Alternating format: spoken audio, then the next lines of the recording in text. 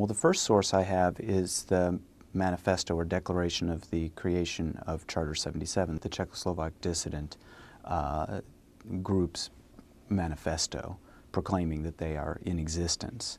And this was written in late 1976. The proximate cause for it was the trial of some young musicians, the Plastic People of the Universe, who were put on trial in the late summer of 1976. And Václav Havel, who's the primary author of the Charter 77 Declaration, attended this trial along with a large number of other dissidents. Some were reformed communists in 1968, some had never been members of the party, some were artists, some were musicians, obviously, some were religious, people in the religious community. And Havel writes about this in a short piece he calls The Trial, with obvious shadows of Kafka lying over it, in which he talks about how all of these various people came together and they realized that this was something actually important. The Plastic People of the Universe were put on trial for disturbing the peace. It was actually a trial of 2 members of the Plastic People and 2 members of another band called DG 307.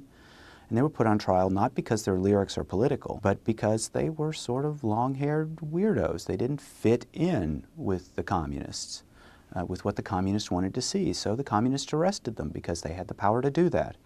And what Havel and others noticed at this trial was, number one, that the Plastic People, the musicians, turned the tables on their accusers and accused them of bad behavior and acting contrary to the laws and these kinds of things.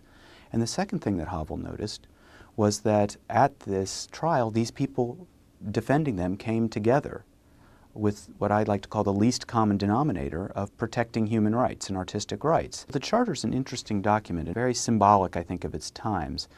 In the English translation, it's about 5 pages long, so it's not a terribly long document. But the first 3 or so of those go on to list the laws that the communist government has on its own books, but also the laws that were brought into the Czechoslovak legal code as a result of the regime signing the Helsinki Final Act, which had happened in 1975.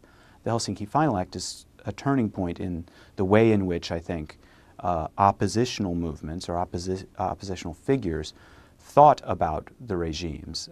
As I pointed out earlier, reformist Marxism was the language that people used until 1968.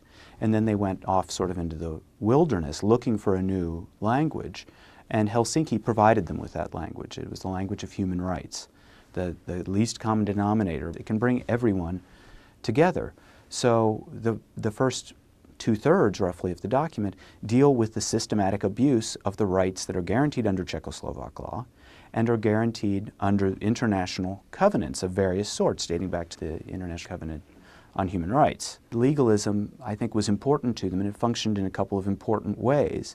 Number one, by stressing legality, they are not claiming anything that isn't already theirs. They're not demanding anything from the regime that the regime hasn't already promised to give them.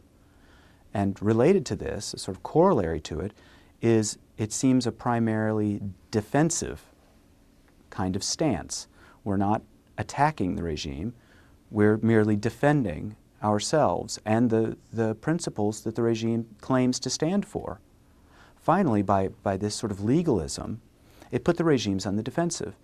They either had to live up to the rights that are enshrined in their legal code, or they have to admit that they're not going to. And this could be potentially very damaging because one of the things about the Helsinki Final Act is that it provided for international supervision of human rights. And this in its turn was important because these regimes, not just in Czechoslovakia, but in other parts of Eastern Europe as well, were in the process of borrowing large amounts of money from the West. And if they were seen to be miscreants in human rights behavior, it's possible that they could lose the trade benefits that come along with it. And this was magnified by the fact that Jimmy Carter was our president in 1977, and here we had a president who took human rights quite seriously.